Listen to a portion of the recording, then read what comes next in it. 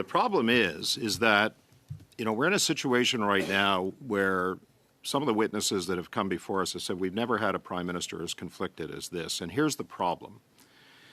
The problem is that on some of these major policy announcements, Mr. Theriault referred to artificial intelligence, modular homes, heat pumps, small nuclear modular reactors, and, for example, the lumber business. There is, within the Prime Minister's portfolio that's being held, as we all know, in a blind trust, deferred stock units, options, and bonus incentives related to that, notwithstanding the fact that there are stocks within there. And I know you said you're making a serious effort, and the difficulty in that is under the transition fund, there are many, many entities related to that.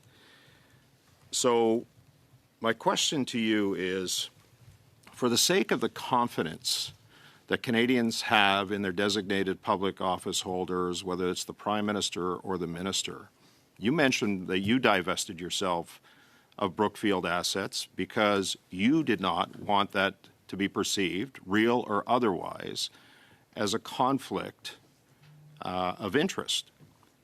Do you not believe, sir, that when a person runs for Prime Minister and is that conflicted, should they not divest themselves of all of the assets to ensure that we can have public confidence, restore public confidence, that the person who is holding the highest office in the land is not benefiting from decisions that are being made, whether they're on a general basis, given the policy announcements that have been made, and when you layer it down to the specifics, there is the potential for profit to be made. Do you not believe, sir, that complete divestment is the answer in this case? And I understand there's tax implications, but we're talking about the confidence that Canadians have in the office holder in the highest office of the land. Do you not believe divestment should be the option? Honestly, Mr. President,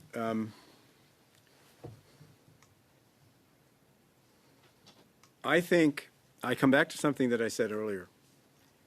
And to be blunt, I don't think it's that simple. I don't think it's that simple because I think, given the issues facing Canada today,